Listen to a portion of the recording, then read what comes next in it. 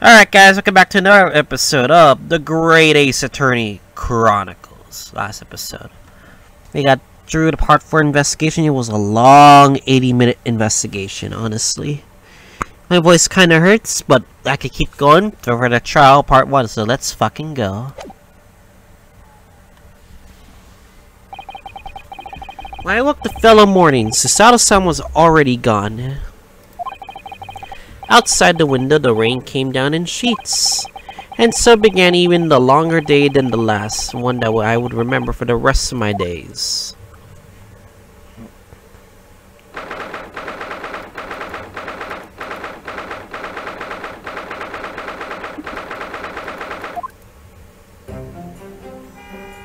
Gina? Good morning, Gina. I'm determined to prove your innocence today. I'm sure we can do it. So where's your friend then? Sorry. You know, you're in the fancy dress, Susato, or whatever you say it. I don't know. I had to leave early this morning. She was already gone by the time I woke up. You alright with that, are ya? Forget about me if you like. Go see her off. It's fine. I'm not as though Mr. Susato and I won't meet again one day. Even so, but you, Gina. You only get one chance. This trial today is all we have. Good morning, you two. Wait. How are you feeling, Jeannie? Did you manage to sleep? Waga hi. Iris, what are you doing here? What do you mean? When a friend is in need, we show them our support. Isn't that right, Waggy? Meow. Ah, Waggy. Great way to show your support, kitty. Let him have a nose around. What harm can it do? Oh, that reminds me, I brought a paper on the way here. Now, would you look at that good news or the bad news? What do you say, Bruno, Jenny? Well, I'd rather get the bad news out of the way first. Nah, always take the good news first. You might live to hear the bad. Yes, that's a question always gives away people's personalities. Let's not go there. Alright, then I'll give you the bad news first. A record amount of rain has fallen this morning and the carriages are over the capital struggling to move. Huh? The bad news was a weather report? I hope that Susie made her train to Dover and that the train isn't delayed on its way to the port. Gosh, yes. Alright, then what's the good news? Well, the rain is forecast to subside this afternoon. So if the train's delayed, should make it to the time later. Well, that is good news, isn't it? I couldn't give a monkey's goody. If only all good news canceled out the bad. And look, this trial's made the headlines too. Pawnbroker perishes in Pickpurse Punlander, see? Just, how do you like that? Let's see what they want to see if I can't see. Because you're cowering your face. No worry, Luna will show everyone that this headline is nonsense. I will. And then in tomorrow's papers, the headlines will be Discharged Diver and Dauntless Do-Gooder. Isn't that right, Luna? Oh, yes, let's hope so. Of course they will. I have absolute faith in you. How was that? Was I trying to sound like Susie? Did it work? Did it? It's like she was still here. Today's paper. Wait, why is that in the court record? Good luck then, I'll do what I can.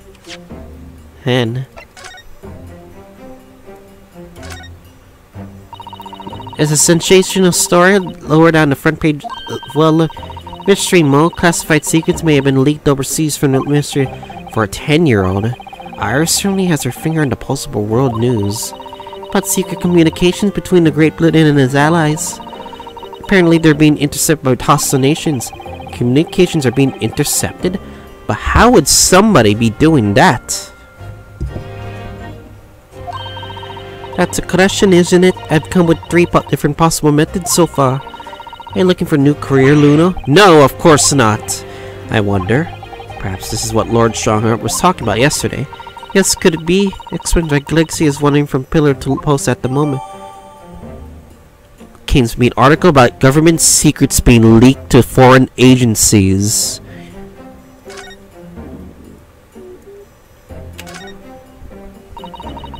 Pawnbroker, president, and pick purse. Plunder, how awful for Ginny, I mean. But tomorrow's headline will be Discharged Diver is Dauntless Do-Gooder, right? Yes, something like that. If possible, I'd like you to go even bigger. Bigger how? Proud pickpocket protects planet post-trial, perhaps. Protects planet? Oh, I can't wait for tomorrow now. It's going to be so great. Well, here's hoping. Obviously, I don't know what the law like Susie does, but still. I'll be by your side the whole time, giving you moral support and encouragement. I'm not sure that big thing is comforting as you think it is, but to be honest, thank you, Iris. That's very kind of you. Oh yeah, Iris. Yes, Ginny? Well, I was wondering is all. About Sholmes. Did he fix him up alright? Yes. The operation was a great success, but Hurley still hasn't come around yet. Eh? I've asked a friend of mine at Scotland Yard to send a telegram as soon as he wakes up. Sure, Gregson will let us know the moment there's... he's fine. Oh, alright. No Susato-san and no Mr. Sholmes. It's all down to me today to prove that Gina is innocent of this crime. Miss Gina Lestrade, counsel for the defense. The trial is about to begin. Please make your way to the courtroom. It's time then. Yes, let's go, Gina. Iris. Leader Ray Luno. Okay. Poor Gina. She's trying to put on a brave face, but I can tell she's worried and scared. I have to believe in her from start to finish. That's still up and I will secure our victory here. If I learned anything from my great friend, it's that. It's what? It's what? Damn it! God dang it! Damn you, cliffhangered.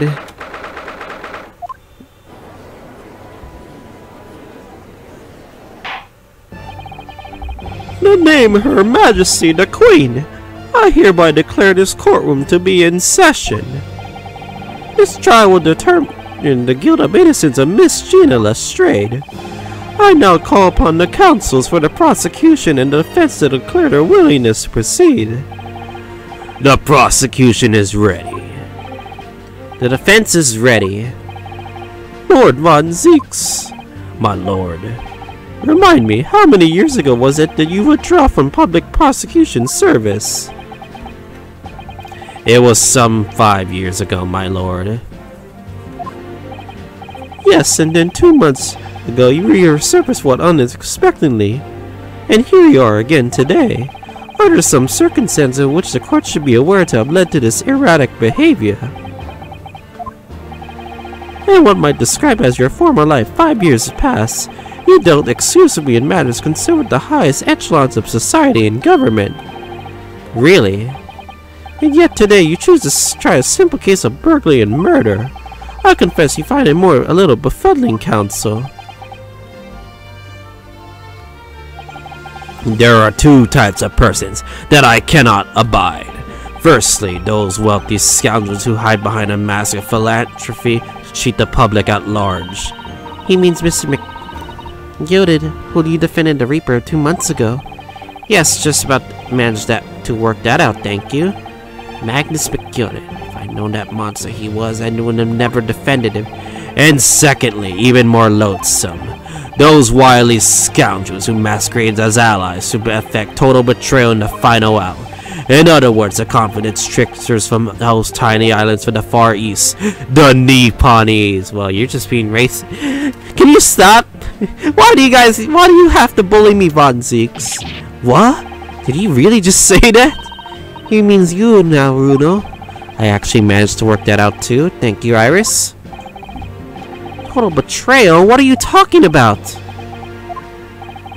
That torrid look of hatred in Lord Von Zeek's eyes. Was it directed solely at me, or was he talking about all Japanese people? Or an alarmingly skating explanation, Lord Von Zeeks.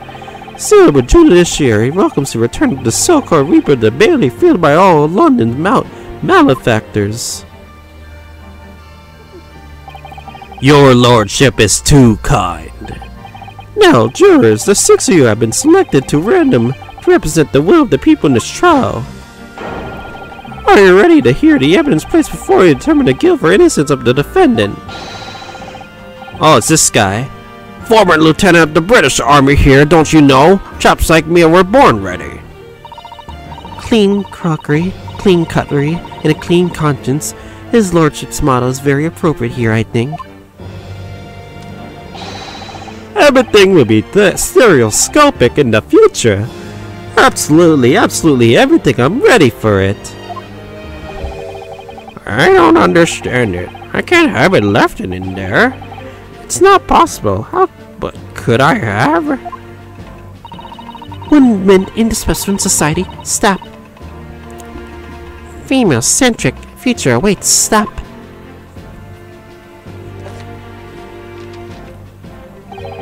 Good day.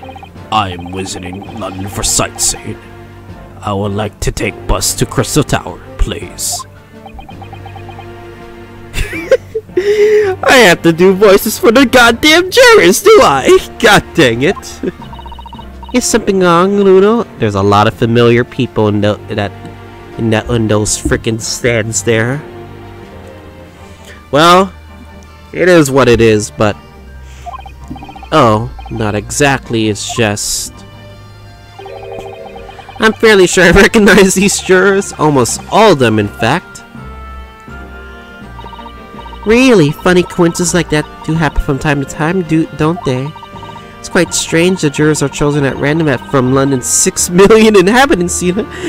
The randomness is bullshit, to be honest. So I've been led to believe, but something tells me I'm being duped. Very well, now Lord Von Zeeks. The court calls upon the prosecution to introduce the facts of the case. As you wish, my lord. Allow me to begin the word with a warning to the ladies and gentlemen of the jury.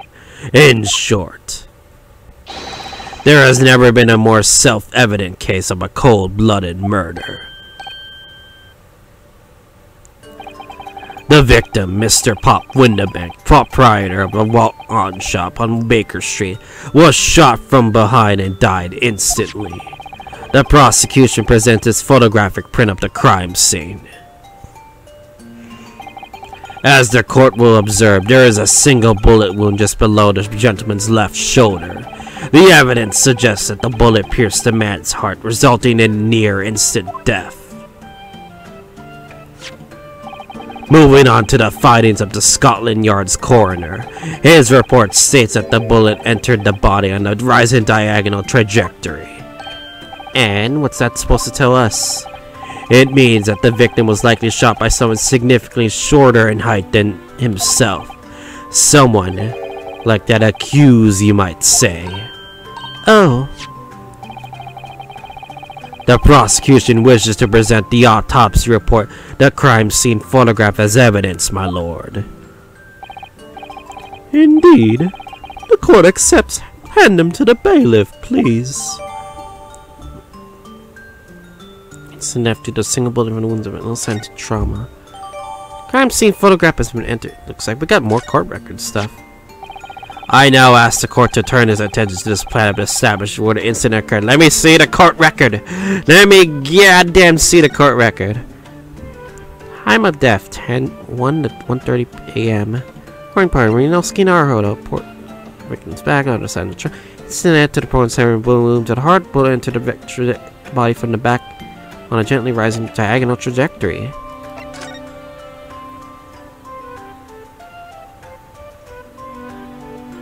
And left near the left part here, and he insta died. Okay.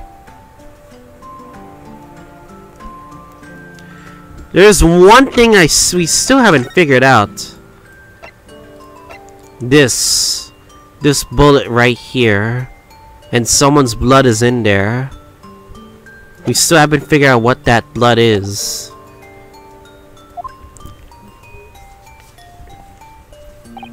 The proprietor was found in a storeroom where he kept articles pawned to him. A windowless room with a point of single port of entry, a door to the main shop that was found locked. In this sealed chamber, there were only 2 persons present. The victim, Mr. Windibank, and the accused. Well, it may further interest the court to know when the accused was discovered at the scene. She had her in her hand the gun used to fire the fatal bullet. Yeah, all the evidence points to. Well, that's then, isn't it? Nothing more to say. Isn't that grubby little girl a pickpocket anyway? She's one of those filthy drops that live in the slums in the East End. Well, it was only a matter of time before she got blood on her hands then. What are the jurors waiting for? The girl is guilty as hell. We can't jump to the conclusions here. We must assume her guilt because of what she has to do to survive. Are you gonna break your wine again? My learned Nipponese friend, it is you who mustn't jump to conclusions. The prosecution has barely begun presenting its case. Conveniently, this appalling act of murder did not go unobserved. There were witnesses. Good gracious! After their testimony, this girl's true nature will be exposed. Pitiful pick-purse or cold-hearted killer. Here's to establishing the truth. The court will take the floor plan and firearm into evidence. Hand him to the bailiff, please, Lord Von Six. At once, my lord. The crime scene floor plan has been entered into the court record. Windibank's revolver has been entered into the court record. Look how much evidence we have. This isn't good. Yeah, this isn't good. But let me just check this evidence real quick. So we obviously established this is a locked room murder. There's no other area points of entry, which makes you wonder, how did Gina fell unconscious, sleeping with the gun? Was it planted? And who were those silhouettes that we spotted that shot Mr. Sholmes? Alright, we have the gun in hand. This is Mr. Windibank's gun. The cylinder's completely empty. Mr. Windibank always keep this gun at hand to the shop counter. Only ever such a single bullet loaded, I understand. That's right. They keep all the pawn articles that were in his care safe. Only his one bullet was fired at night, and the poor man lost his life. Was he protecting his shop, I wonder, trying to keep the articles safe? The question is it really that same bullet that's in Mr. Windibank? Or could it be their bullet? The Silhouette's bullets, who brought their gun to shot Mr. Sholmes. I feel like the mood in here has turned very gloomy all of a sudden, Uno. I think that's because it has. He's already taking off his cape. Let us begin. Bring forth the witnesses of the foul murder of Mr. Pop Windibank on the 16th April of this year. Who the hell are those guys? Witnesses, state your names and occupations for the court. Name's Nash Skulkin. Occupation is our baddie. Professional baddie. Name's Gringo Skulkin. Occupation's same as him.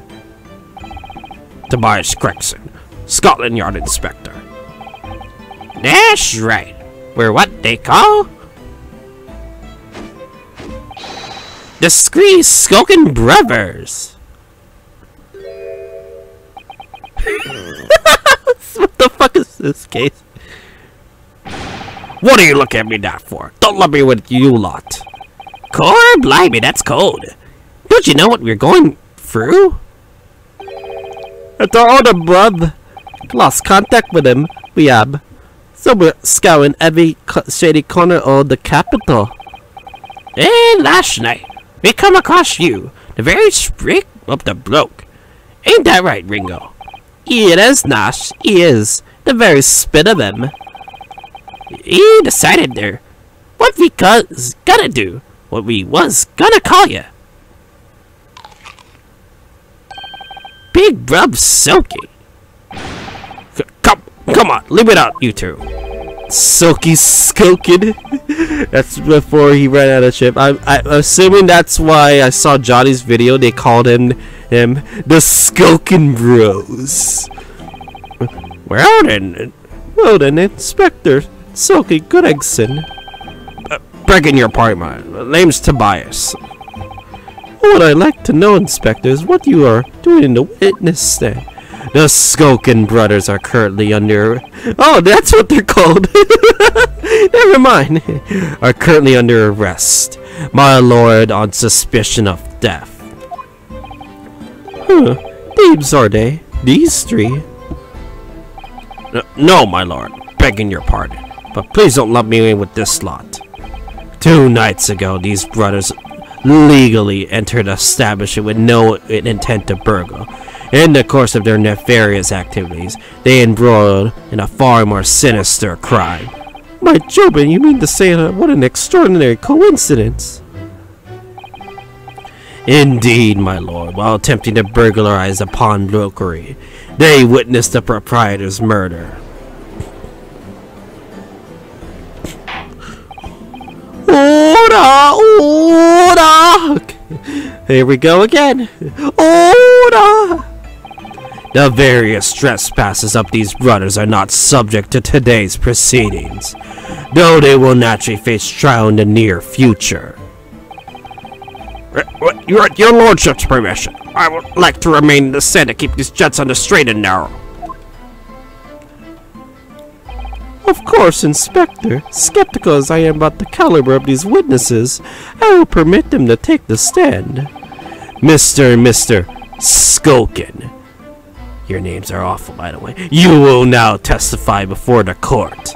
Describe the events of the night in question, and what exactly you saw. Me too. 'Cause a Skulkin's never Skulkin. Get out of it. Alright, witness testimony. We was walking down Baker Street. In the small hours of the Gap store was ajar, you see. It was like some kind of what sign? Begging for us to go in, it was. Once we got inside, God blimey, lummy, we heard a gunshot from the back room. We went in to see what was what, but the door was locked from the inside. I'm trying to give them unique voices. I keep changing around his voice. I'm trying to think of one singular good voice for this guy. We've never done nothing, Greta. We've never done nothing. We left after that, nice and quiet. A terrible coincidence, it would seem. It appears they were pretty much lying to the judge. I don't know if you suppose that they're pretty much lying to the courts. I think at the precise moment these miscreants entered the property, an even more sinister crime was afoot. Okay. The witness's testimony is consistent with the crime scene in every detail. The door providing access to the storeroom from the main shop was indeed locked from the inside, and within only the victim and the accused were found. I must say, it does appear to be an overwhelmingly civil case. Still, the defense may cross-examine the witnesses now, of course. Counsel, if you please. Counsel? Yes. What's the matter? I'm pretty sure they're the guys that yeah, I'm pretty certain they're the guys that shot Sholmes. Sorry, I was just stunned into silence for a moment by these blatant lies being told by the pair in the stand. I know that's all nonsense because I saw it with my own eyes. I just have to expose their testimony for the pack of lies it is.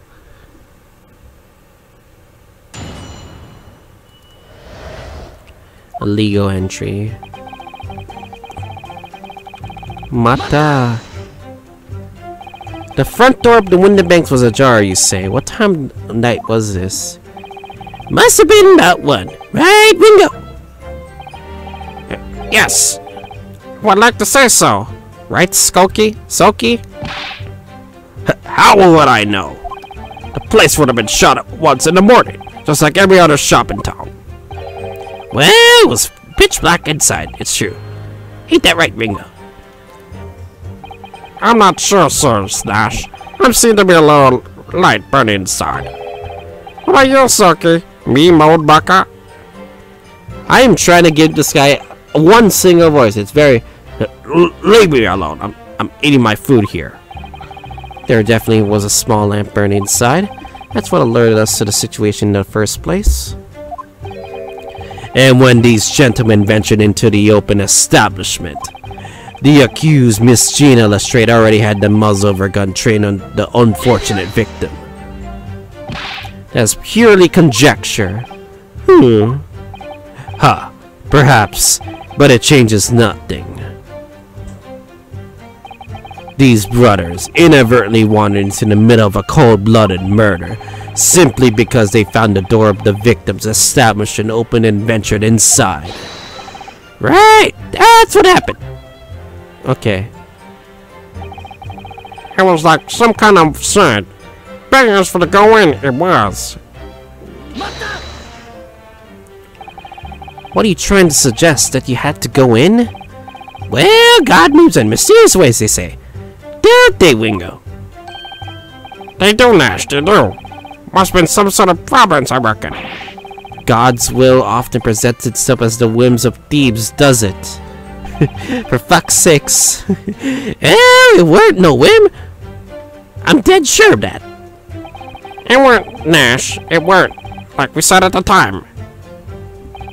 You don't find doors open at the doors in the middle of the night like that. Nah. There's no two ways about it. It was a sign that our long-lost brother was inside.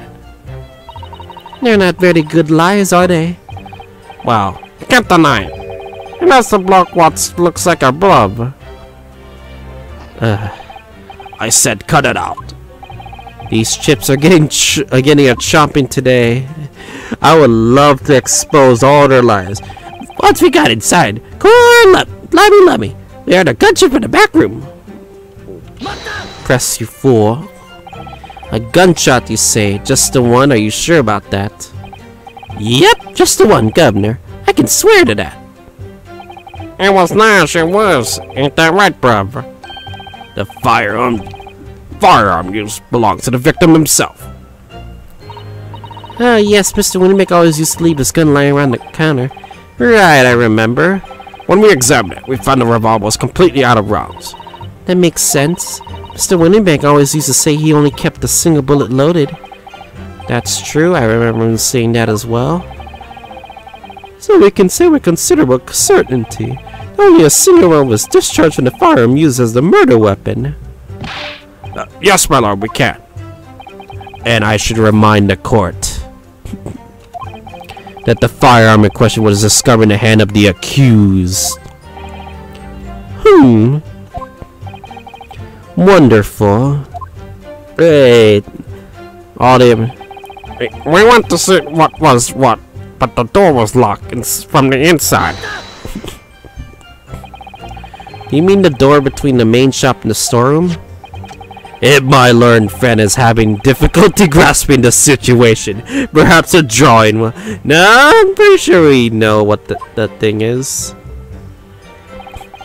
Excluding the shop's entrance from the street, there's only one other door. That of the storeroom. Of course, there was only a little oil lamp burning. Not much to see by.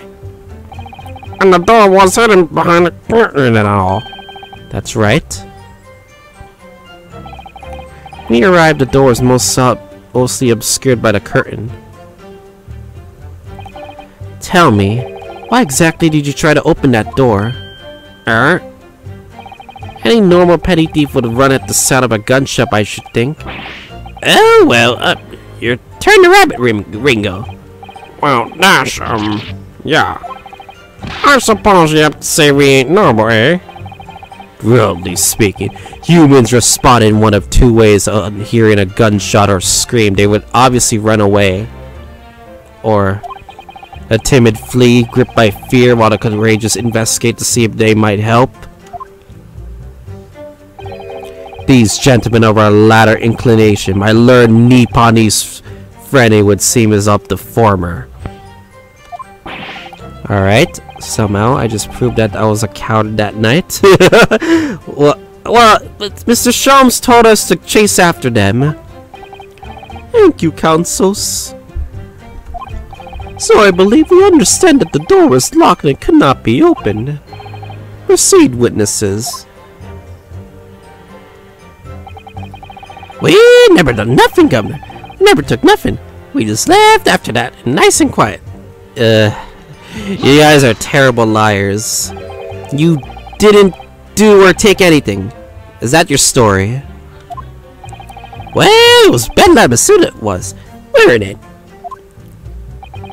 I was, Nash, I was. Didn't have time to pull me dukes out me Lucy lockets. So with no time to take out your hands out of your pockets, you just left nice and quietly, you say? That's right, Governor. Nothing we ain't more than violence. Peace-loving nibblers we are. Not bludgers. We are, Nash, we are. Never even pull me dukes out me Lucy lockets. So, you clearly like us to believe us. Come again. As you fled from the pawnbrokers that night, did you not run into anyone else? And did you not fire a gun at that person? Saints alive, they fired a gun, you say? Blimey, Governor! You weren't telling us it was you in the doorway? It was. Well, why the bleeding door? Didn't you mention that? Did you mention that before? You were armed with a gun, and as you fled the scene, you fired that gun at London's greatest detective, Sherlock Sholmes. They shot the great Sherlock Sholmes! I did hear that, actually. There was a rumor he'd been rushed to the hospital. The great Sholmes, that's beyond the pale. On the night in question, this pair were arrested by the police within minutes of the discovery of the crime scene. Their suspicious countenance rapidly gave them away. Well, we already established that they were the ones that killed Sholmes. And when searched, a firearm was indeed found in their possession. Furthermore, the barrel shows signs of a shot being fired from it. The prosecution invites his lordship to examine the firearm recovered from these brothers. Yes, indeed. Remnants of powder on the muzzle, as you say, Counsel. The court will hold this weapon as evidence. The Skulkin brothers' gun. A single round was fired. That was the bullet fired at Mr. Sholmes, obviously. Now, my learned Nipponi's friend.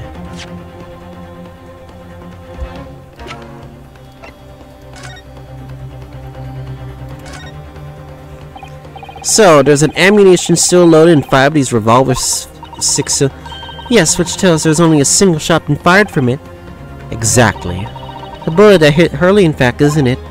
Yes, it happened almost as soon as we walked in through the Winterbank store. I'll make those brothers pay. Yeah, we will avenge you, Sholmes. We will goddamn avenge you, Sholmes. Yes. Here's to you successfully presenting the evidence. For yes, there are the telltale signs of spent powder on this gun, and a single bullet missing from the cylinder. But the prosecution demands evidence that it was fired at the scene of the crime under scrutiny in this trial. Well, I don't need evidence, because I was there. However, the rest of us in this courtroom were not. If the defense fails to provide evidence in support of this rash claim, we shall have no choice but to toast your incompetence and move on. Happens that these two fired that gun before they left Winterbanks that night. The court demands that all claims are affirmed with clear proof. What evidence showed that these witnesses unloaded a firearm in the pawnbroker's shop that night?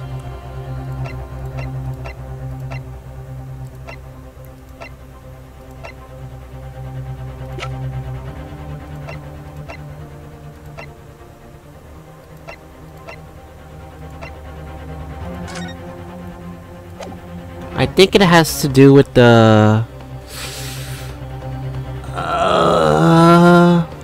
Is it the autopsy report? No way, I'm dumb. I'm stupid. It's this stupid thing. I don't know why there was a gun bullet there.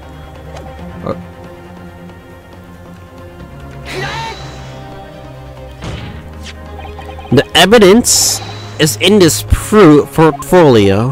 What on earth have you there, Counsel? During the course of our investigations, we discovered a number of bloodstains. Not trusting the police to do the job they're trained to do. How arrogantly Nipponese of you. Because Scotland Yard doesn't know how to get evidence! Are you really trusting Scotland Yard to be confident with the evidence? Fuck Scotland Yard. Those Scotland Yarders can suck a dick for all I care. Well, anyway, we analyzed all the blood samples we found and recorded results in this portfolio. You claim to have the evidence the court was demanding therein. Yes, my lord. No more dallying then, Counsel. Present the pertinent evidence at once. What do you have in your portfolio that proves that these witnesses unloaded a firearm at the scene? What is that? Explain. It's a photographic print taken at Windibank's pawnbroker at the day of the incident. When the scene of the crime, is it? Is that a bullet hole? If my eyes do not deceive me, it appears that the bullet is still lodged there. Yes, as your lordship noticed, the bullet pierced Mr. Windibank's calendar. The date shown being the 16th of April, the very day of the pawnbroker's death. The incident occurred 1 hour after midnight, and this indicates that the separate shot had been fired. Sometime of the calendar had been shot to the 15th. 16th, okay. That's right, and while it isn't refutable, the defense believes there's credible evidence that the witnesses did fire a round from their gun in the pawnbrokers that night. Nah! Ora! How does prosecution stand, Lord Von Seeks? Is he gonna throw his glass? If that is the direction my learned friend wishes to take, the prosecution has no objection. What? But you'll forgive me for flinging my hollowed chalice aside in disgust at the repugnancy it exposes. Yes, on the night in question, these brothers entered the pawnbrokery illegally. And unlike bold baddies they claim to be, opened fire on the news arrivals before fleeing back onto the street. Wait, take it easy there, Governor. You're gonna let us in the suit. Man, you were gonna get into them details. Tell him, Skulkin, set the bloke straight. I have nothing to add. So he knew, did he? Von Zeeks knew their testimony would almost certainly expose the extent of their crimes.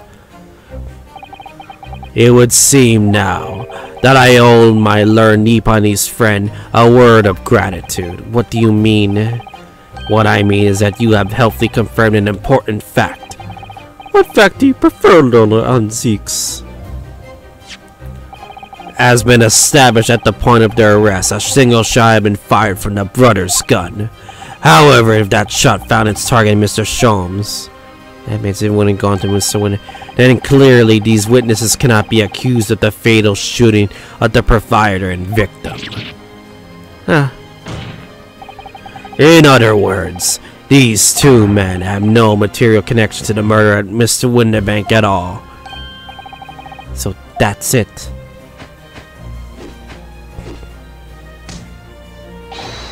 That's it. We didn't have to do nothing with it.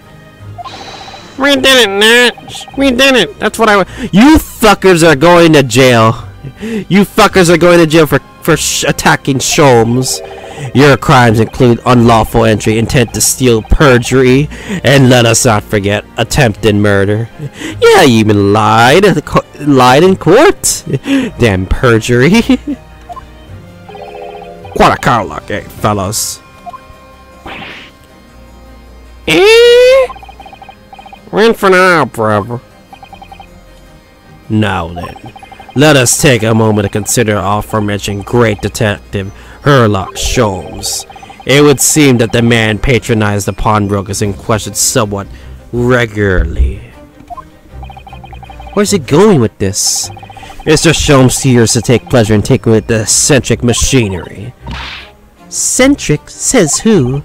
Not me, don't give me that look. He installed a pair of machines like this one in the victim's shop. Oh, it's one of Hurley's red-handed recorders.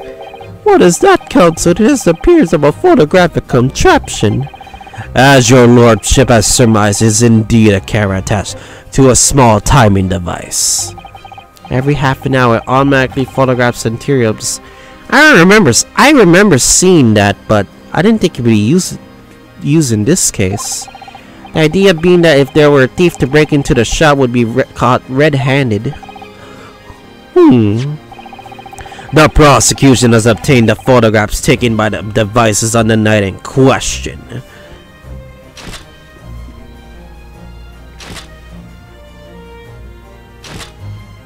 So nothing happened for 30 minutes. Another 30. As the court will observe copious identical prints, or produced in quite desultory fashion.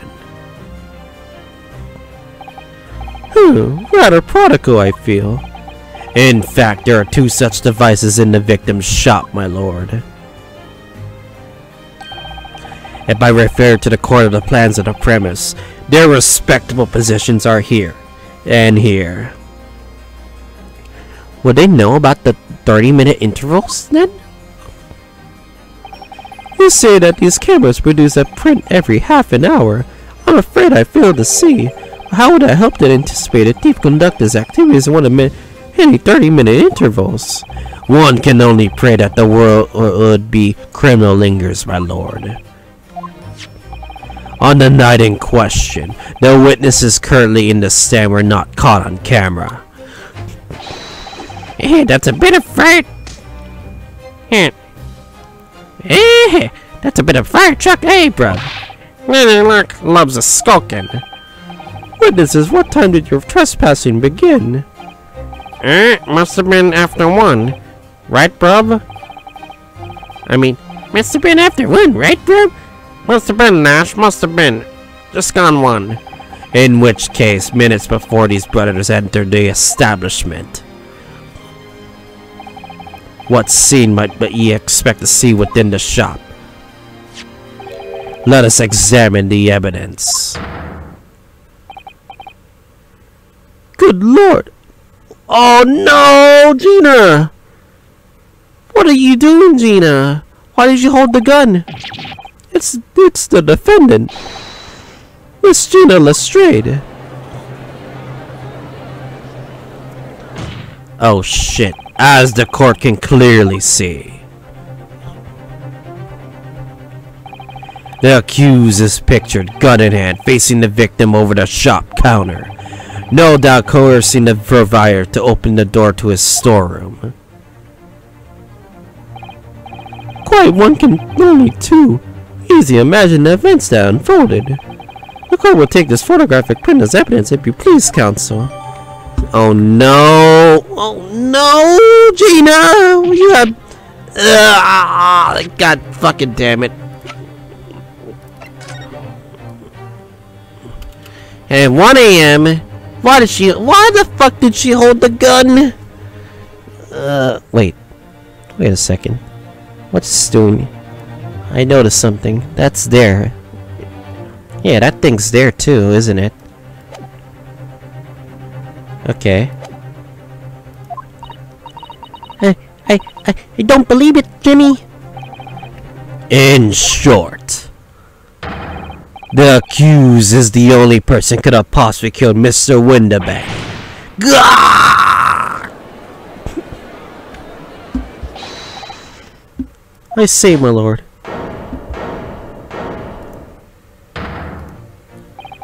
Wonder if I might put in a word at this point. Go ahead, Mr. Foreman.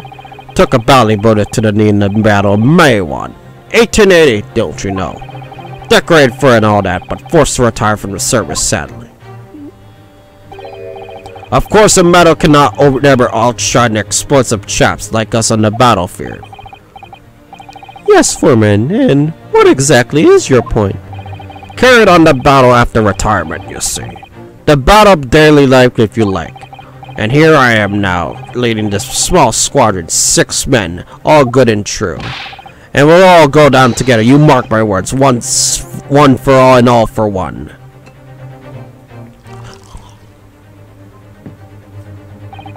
The ladies and gentlemen of the jury has reached agreement, have they?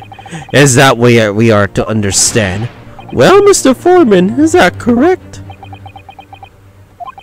In a matter of speaking, yes. That is the Garradeb squadron's position, sir. What? No, wait, what?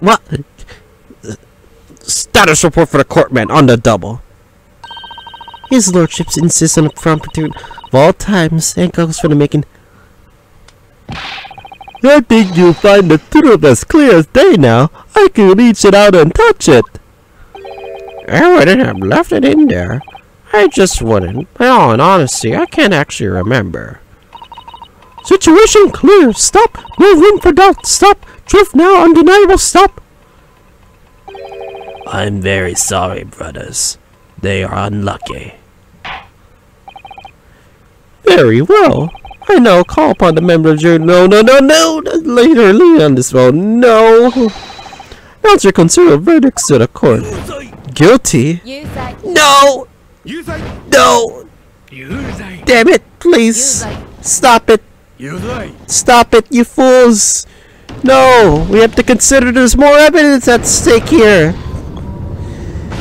Alright, let's actually do one of my favorite things in this game. It does appear that the jury is unanimous and it's leaning already. That photograph. It must be the definitive evidence that Gregson mentioned. But Jimmy didn't shoot him. No, of course not. My lord, the defense wishes to assert to its right to a summation examination. Very well, the court grants permission. So, you refuse to admit defeat again. How unsurprising. We shall proceed immediately with the summation examination. Mr. Foreman, are all members of the jury ready? Absolutely, sir. Always ready for action, my chaps.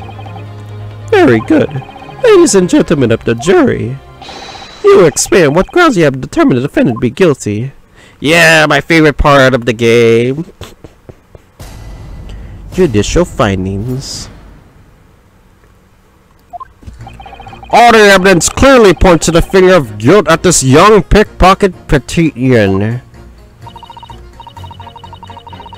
As a housemaid, I'd like to see all filthy eyesores promptly seen eliminated.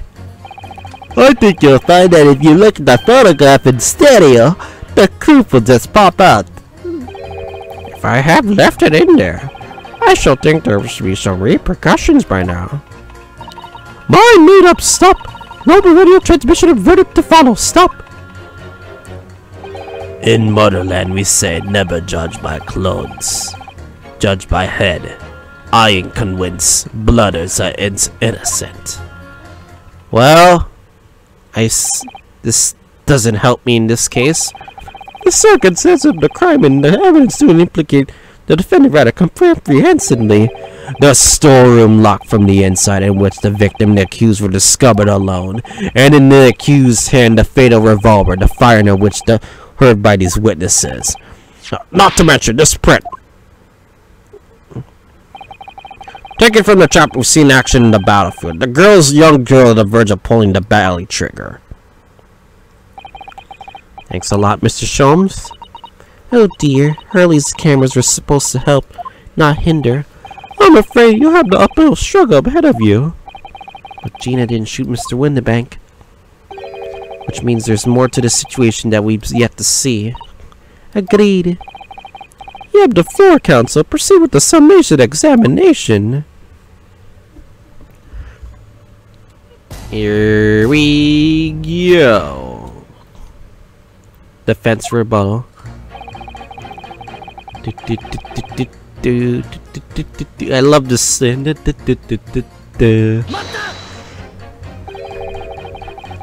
Mr. Natsuma's landlord, Mr. Garrett, aren't you? We must stop beating like this. Ah, you're that lawyer chap. Well, there's a turn-up for the books. Yes, rather turbulent time we had back then. Some extraordinary events took place at your house, that's for sure. Luckily, Mr. Sholmes and I were able to get to the bottom of it all. I think we did a rather lot for you, didn't we? I mean, obviously. I wouldn't be suggesting that therefore you should change your leaning toward not guilty or anything. Can't be denied, I suppose. But the curse of the Garret's house was the talk of the town after that business. Lodger's mover and I couldn't get a ballysole to take up the tenancies. Oh? Haven't had the heart to break the news to Joni yet. Bad enough that old girl's clapped up. Yes, can't be denied. You did do a rather lot, not for us, but that's for certain. I suppose not? Course. There can be no suggestion of that being the reason I'm leaning towards guilty here, obviously. Obviously, but honestly, I really wish he paid more attention to the trial and less to juror number 2.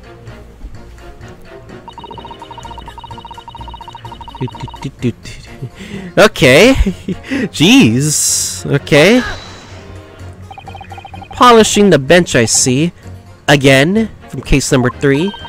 A maid's work is never done. Not a blemish must remain. Maid's son. What exactly do you mean by filthy eyesores? On my way to the market for his lordship, I have to pass through the East End. The place is full of beggars, pick purses and crossmen, the scum of the earth. A little harsh, perhaps. Let me be plain. If it were up to me, all those back sums would be made spick and span or eradicated. At least we have people that like the great detective working to achieve those important goals. You're referring to Mr. Herlock Sholmes? That's right. I like to keep it abreast of the exports by reading Rand's magazine between my duties. He does wonders cleaning up London streets. In my opinion, he should be declared an honorary maid of the capital. Mr. Sholmes. A maid. I don't see it. I honestly don't see it. It's really quite unforgivable. Gutter scum having the audacity to shoot our very greatest detective. Minor detail, it was the 2 brothers in the stand who shot Mr. Sholmes, not the defendant. Minor detail, they're gutter scum as far as I'm concerned. Well, it just might be an idea to get our facts straight anyway. Yes, alright. I shall amend my statement. Those brothers are the scum of the earth. They should be swinging for shooting the great detective. I agree with you. The shooting of Mr. Sholmes was an unforgivable act. But the purpose of this trial is to determine who shot the pawnbroker, Mr. Windibank. I'm afraid you're splitting hairs, sir. Sorry? Whether it was the thieves or the pick purse, it was still gutter trash that shot the pawnbroker in the end. Filth that should be cleaned up and eradicated, in my considered opinion. Thanks so much for sharing. Changing this maid's mind isn't going to be easy. Luluno, it was one of those 2 brothers that shot Hurley, wasn't it? Yes, without question. Well then, I'll never forgive them. Oh, Iris. Perhaps we can use this maid's statement to help us somehow, do you think? Yes, maybe. Let's listen carefully to what each juror has to say first.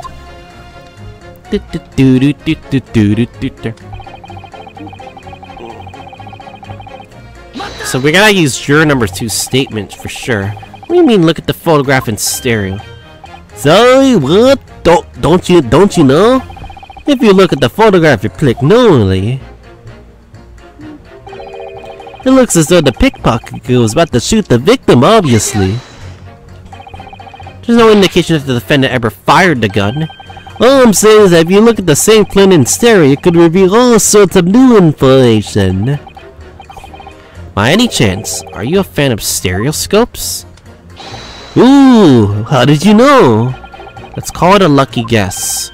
Never gets old seeing the two planes merge into one before your eyes. It's extraordinary. It's captivating. It's the heart of modernity. Of course. Oh yes, you find that Stereoscope is in here to stay. Giving us a new perspective. You can only dream before it's the greatest invention the world has ever seen. It looks like you're home. Hello? Well, it could give me a new perspective on this case. I might agree with you. If I have it left in there, I shall think there'll be repercussions by now. Okay, your statement is useless on what exactly I've been muttering about all this time, sir. You keep talking about having left something somewhere, something like that. Ah, so sorry. As you could probably tell, I'm a surgeon. Surgeon? That totally passed me by. Of course. The people conducting surgery in this country aren't considered to be doctors, oh no. Even though me and my kind are at the forefront of medical science and real brains in the field. So what is that you think you've left behind? Ah, well, that's a little embarrassing to be honest. You see, I was operating on someone yesterday. Standard thing, went into the abdomen. But when I finished the procedure, I couldn't find my scalpel anywhere. What? Did he? Surely not. Exactly, surely not, you say to yourself. Aren't you worrying, is it? That's what's been troubling me this whole time. Could I really have left my scalpel inside the fellow's belly? No, of course I couldn't. So there you have it. Like I said before, a little embarrassing really. What is it, Mommy? That's... Jared has it. That's one way to put it. Daughter is manslaughter. Exactly my concern, and seeing this case appears to be all sewn up. I need to focus on trying to remember what exactly I've sewn up elsewhere. And now I'm sure I made sure everything was at the back it should be. Well, as you sure can be without being sure. I'm sure you need to be more for sure. Why need... Okay. Glow... What the heck is that? She had a typewriter in the case number 3. What is this global radio transmission BS thing that she has? Sorry, radio transmission? What do you mean? Are you from the Far East? Stop! Yes, from the Empire of Japan. All communication with the Far East nations used to take place by mail. Royal Mail steam must take more than a month to complete the journey. Ah, but now we have the electric telegram. You can send messages using electric what the telegram? I've never heard of this. But then again, it was a back then.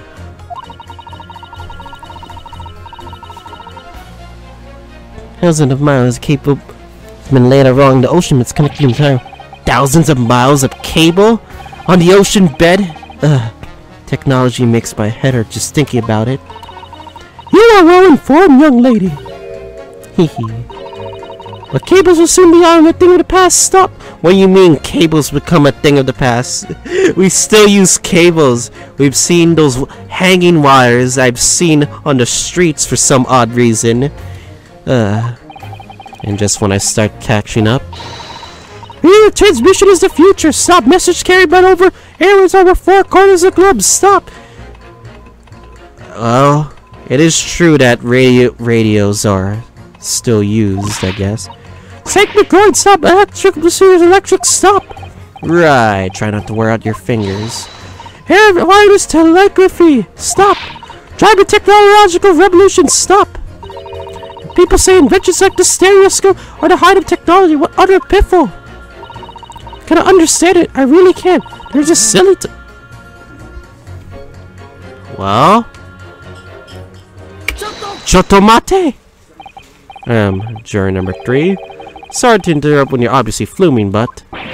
What? Do you perhaps have something to say about jury number 5's last remark? As if I couldn't guess. Oh, you bet I do.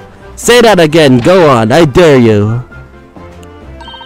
Goodness, are you talking to me? I think he just might be, yes. You think stereoscopes are just toys, do you, huh? Absolutely, I mean, really. A machine to view photographs in 3 dimensions. I have a feeling this is gonna be very related. Why therefore you must not see your eyes to look at the world around you? It's all 3-dimensional. What a great way to appease the man. No, I'm sorry. Stereoscopes are no practical use at all. You just don't know. Pardon? I think you'll find out that viewing a photograph through the stereoscope can unlock all sorts of possibilities. I'm honestly going to have to demonstrate. What sort of possibilities? Well, take a crime scene for example. If you have a pair of photographs of a crime scene that you could view through the stereoscope, it could reveal hidden clues that you've never even seen before. Okay. What? Got it? Any prints? Yes, we do. All right. How about this print here? It should do the trick, I think.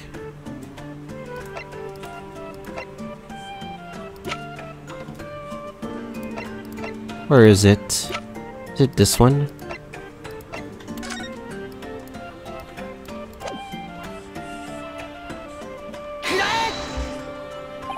I was wrong. I can't actually think of anything we could use at all. What? Really? Yeah, I might have to have a stereoscope and look at your brain. What's that supposed to mean? God dang it! No! No!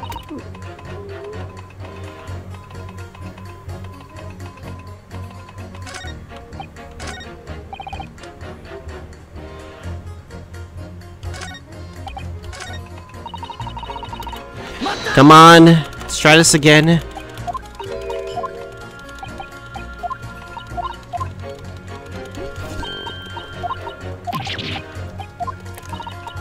Na na na na na na na na na na na da da da da.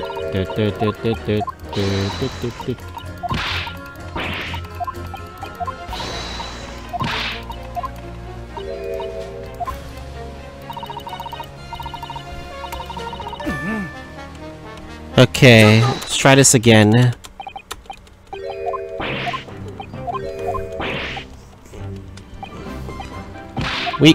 Please, okay, if this evidence doesn't work, then I may have to give up. Please, for the love of God.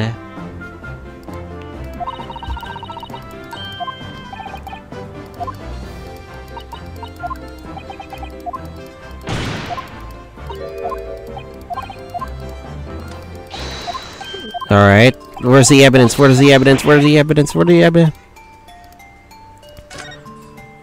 Are you sane? Are you saying this thing doesn't work as evidence? No?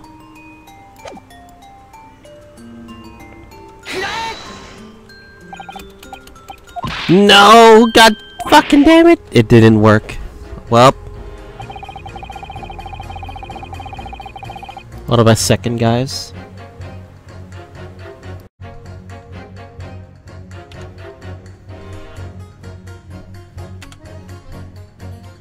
Oh god. Never mind, I had a computer error for a bit. Sorry guys. Please tell me you're not villain Bolshevik, the Russian revolutionary.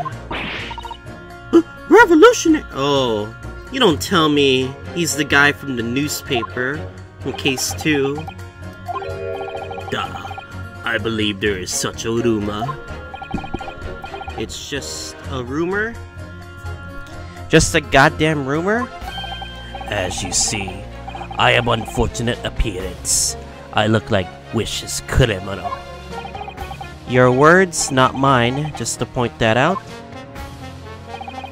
You people call me revolutionary murder autocrat. And which glove fits? Good day. I am wishing wizarding London for sightseeing. I would like take bus to Crystal Tower, please.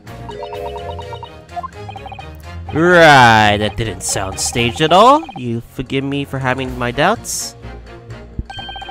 To be treated like vicious criminal all the time, it is very painful. People do not realize. So I have much sympathy for these brothers. People say they are criminals only because how they look. Oh, feels bad, man. The Skulkin brothers? Duh, maybe they went inside pawnbroker's shop. But they have done nothing wrong. That's all I want to say. These guys fucking attacked Sherlock Holmes with a gun. You're saying they've done nothing wrong. The Skulkin brothers did nothing wrong that night? Alright, well first of all, that's one not so little misunderstanding I need to clear up straight away. Tell me something, Iris. What is it, Uno? The jurors are chosen at random from the inhabitants of London town, aren't they? Yes, it's amazing, isn't it? In that case, how is it that there's a Russian tourist sitting among them who looks for all the world like a revolutionary? I wish I knew. If I can't change the minds of more than a half of these 6 jurors, the trial will be over. But we know that Ginny would never shoot anyone. Yes, we need to find out contradictions on what these jurors are saying and pit them against each other. I must be ready to go whatever lengths I have to convince up Gina's innocence. So I think... So I know this has something to do with number 5, of course. But I know 2's statement, like, has a flaw. Which I could use.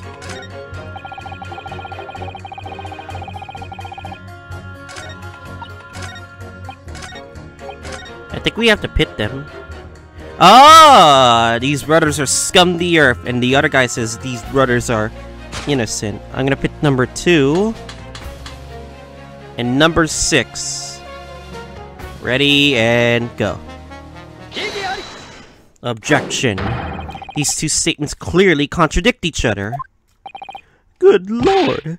Counsel, explain yourself. Oh my statement contradictory? Contradict. C-O-N. Juror number 6, you got the wrong end of the stick. I do not have stick. I have mouse. Ooh, mouse. As juror number 2 said earlier, when the Skulkin brothers fled the scene on the night in question, they fired a shot from the revolver.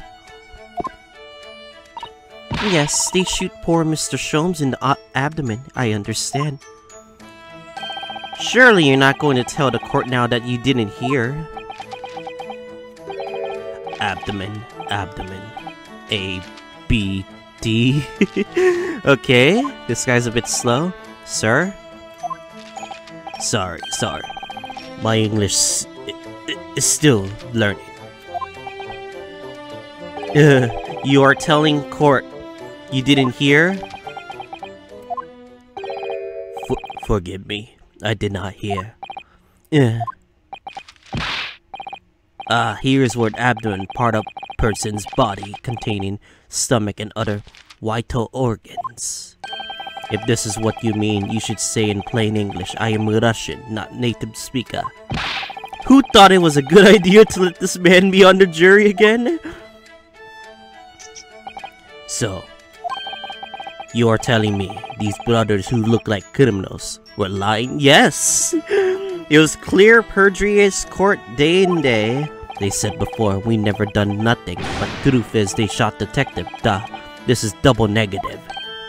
Yes, that's exactly right.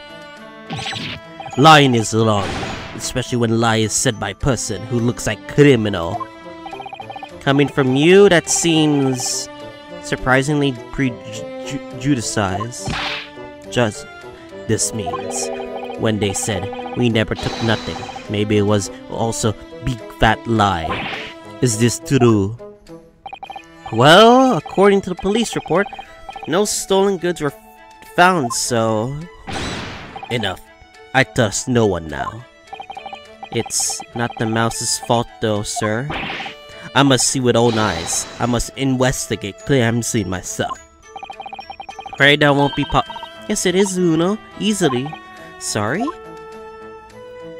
With the prints from Hurley's red-handed recorder. Ah. If you compare the print that pictures Ginny and the next print from a half an hour later, you wish you stayed away if anything was taken or not. Cooey, Mr. Prosecutor.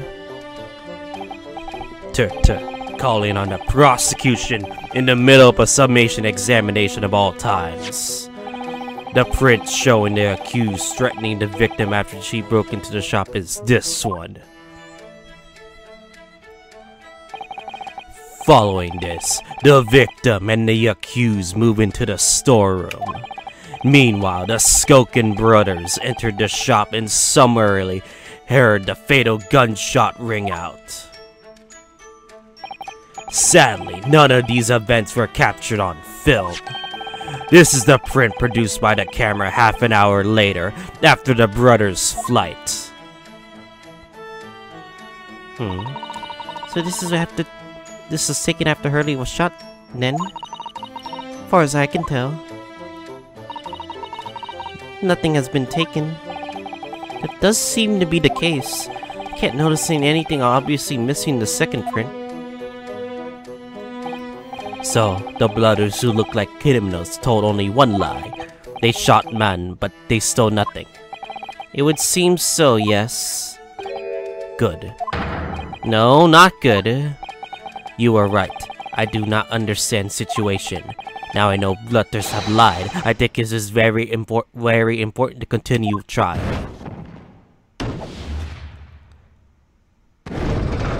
The scales of conviction have showed 1 to 5. Yay! Well done, Luno. The balance is shifting. Well, it's a start, I suppose. But there must be more analyze what these jurors are saying so I can expose the truth.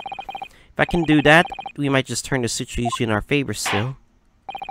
Thank you, counsel. Continue with the summation examination. And kindly hand that new photographic print to the bailiff filed as evidence. Post-shooting photograph. Automatically by the red-handed recorder we're showing the scene after the murder had taken place. Another print of the court record. I wonder if we can make use of that. Let's check the court record then. In Lake of Lies, there are many dead fish. We must find truth. Therefore I say, not guilty verdict. Okay. We have a lot of evidence. Oh, my bad.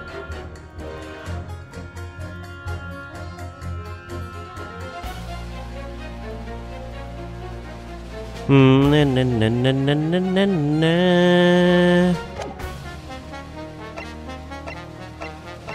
You can see what?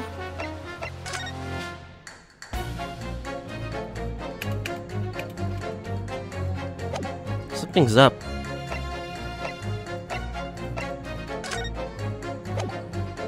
Did the items move a little?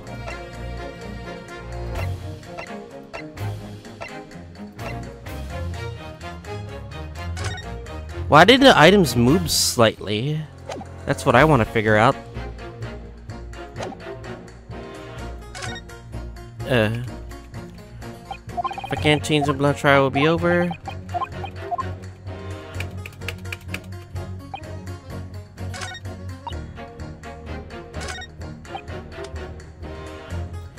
You find that if you look at the photograph, the truth will just pop out. Alright.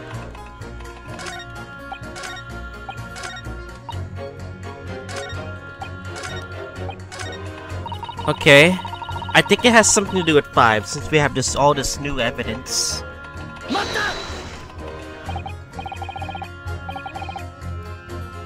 What do you mean, mate? Radio transmission? Yes. Yes.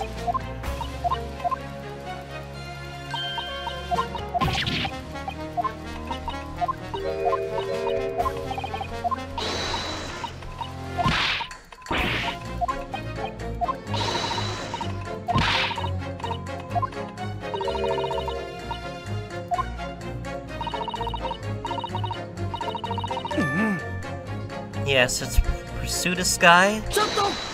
I think we have to, like, present the evidence. Something about the...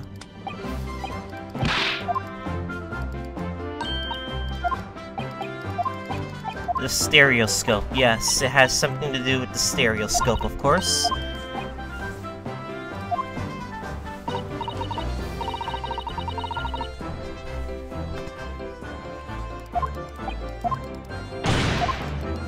Yeah, that's a contradiction, technically.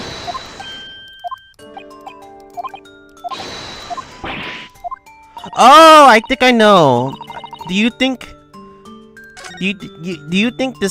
that print I have has something to do with the stereoscope? This one? Alright then, juror number 3. Are you saying you can do this with any 2 suitable photographic prints? Of course I can. Well then, very well then, I would like you to demonstrate. I'll be delighted. Just give me one print to amaze you all. Okay. This one. Alright, these 2 prints were both taken with the same camera and window banks on the night in question. Yes, I see. Tell me, Mr. Lawyer. Do you know how stereographic images work? Do you understand the principle? Okay. Well, I think so. I have a lesson only yesterday. We have to cross-eyed your... thing. Left and right images need to be the same, only with a slight shift in the position of some objects. Then when your brain merges the 2 images together inside your head, it knows the shift as it were if it were depth. Yes, exactly. It's that small shift between certain objects in the 2 pictures that's really important. So what happens if we use 2 photographs that are exactly the same then? No, obviously that wouldn't work at all. Not for seeing the scene 3D-dimensionally anyway. Oh! Of course, now I see. I think the young girl has discovered the secret.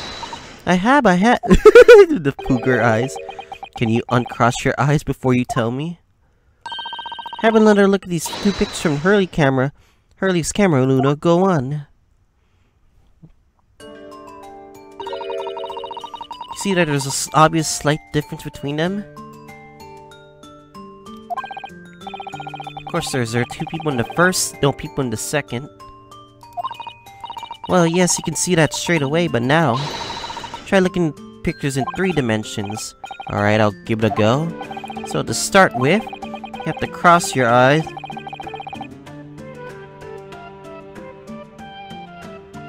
And to make the 2 pictures overlap exactly.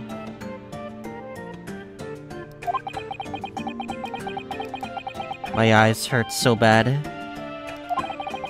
See if by crossing my eyes can make the quill pens from each picture overlap in the middle. Wait. Well, did you manage to see it properly, Luna? Yes, I saw it.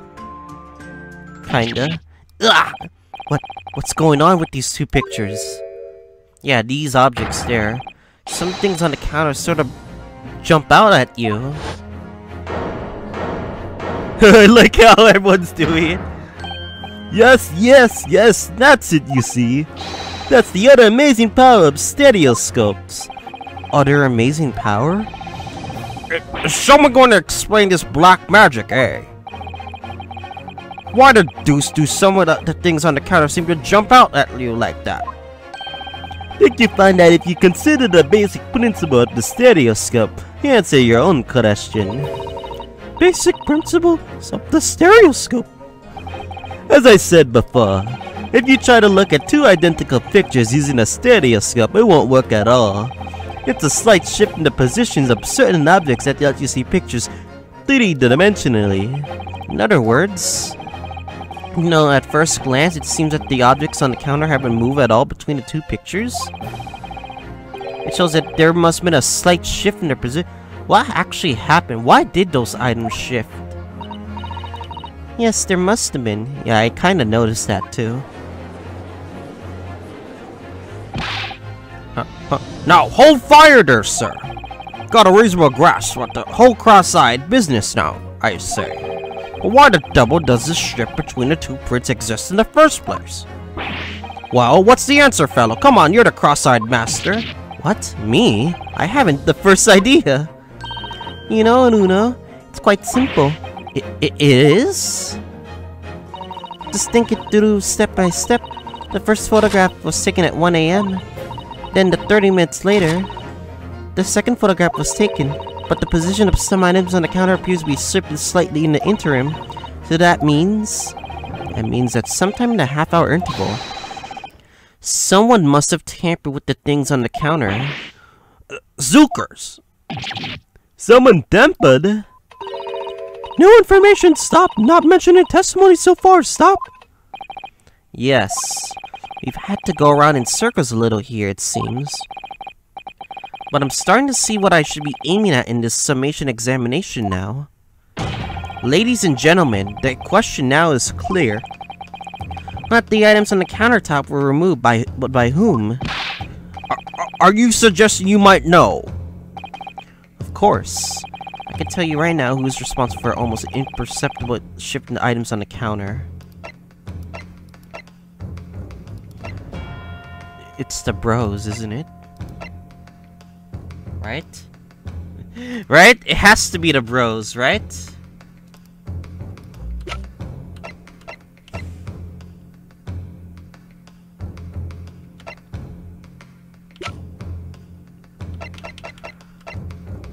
I really doubt it was Gina or something like that.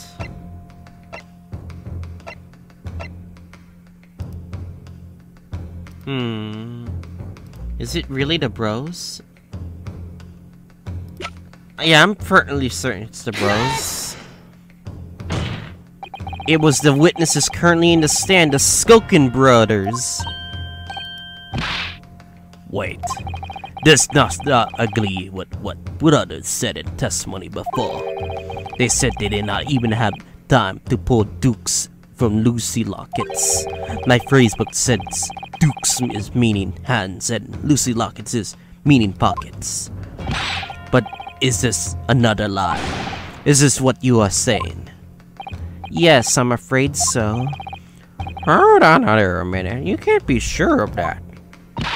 I quite agree. The accused is a common pick purse after all. Perfectly possible that she went through the things on the desk to see what she might steal. I think that's unlikely. And why exactly? As you can see from this photograph print, the defendant was pointing a gun at the victim. But it would seem, as my learned friend indicated, that she was coercing Mr. Winbeck to open the storeroom door. In other words, Mr. Straight's interest lay within the storeroom, not the main shop, giving her no reason to touch anything on the counter. All of which points to one thing. The Skulkin brothers have omitted key facts in their testimony. You mean they lied again in their testimony? But the accused is a pick purse. Common gutter trash. Why look any further than the wrongdoer here? Because of the Skulkin brothers are thieves, madam. No better, in fact, or worse than a pick purse. True. I believe that these brothers were looking for something on the victim's counter that night. Ladies and gentlemen of the jury, if you would like to condemn the defendant on the grounds that she's a pickpocket, would it not at least be right and proper to thoroughly scrutinize testimony given against her two thieves? Well said. I, for one, would like to hear more from this shady pair. He just used his head. Bonk. Can't you all see now? I think you find stereoscopes on playthings. You've seen their extraordinary potential firsthand. Okay. 3-3. The scales of conviction. Wholehearted agrees. Stop. Must purchase after trial. Stop. We will return home via Regent Street. Stop. 4-2. Alright. We did it. Well, it would seem that this trial has yet to run its course. The ladies and gentlemen of the jury have declared their inclinations via the mighty scales of justice. I hereby call the summation examination to conclusion with balance altered in the defendant's favor. Lean to guilty, 4 lean to not guilty. Accordingly, the jury is without consensus, and I order this trial to continue. Yay, well done. Oh, by the by. What? You should hold on to this, Luno. You never know when it might come in useful. Twice in one trial would be unusual, surely, but alright. Stereoscope has been entered into the court record. Lord Von Zeeks, hold up. We got more evidence in the court record for some odd reason. You have to pop your 2 prints here to start with, you see. And then when you look through the eyepiece, you can see the image in 3 dimensions. The important thing is to get that in the position of the 2 prints. I don't know who came up with the idea of a stereoscope, but it's really quite fascinating.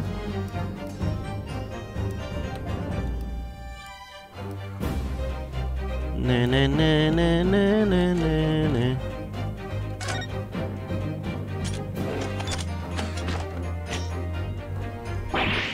Ooh, look at that, it's totally changed shape just from one little button press. Well, that is what the buttons feel for, Uno. You're just like Hurley.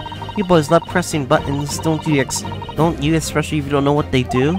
Us boys, says the 10-year-old girl. Anyway, now you can see that it really is a stereoscope, can't you? Interesting. I think there's nothing else in there. You will instruct the witnesses that court demands additional testimony from them. He's gonna throw his wine, is he? I'm sure it won't spoil the bouquet to do so, my lord.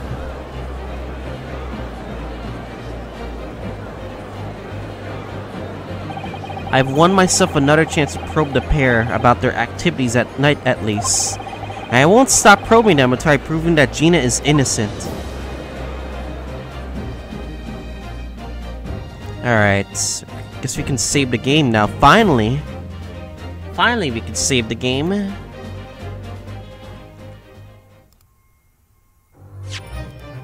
Alright, that's it for this episode of the Great Ace Attorney Chronicles. So next time on Great Ace Attorney Chronicles, we're gonna hopefully finish out this trial as we head into part 2. So I guess I see you guys all next time.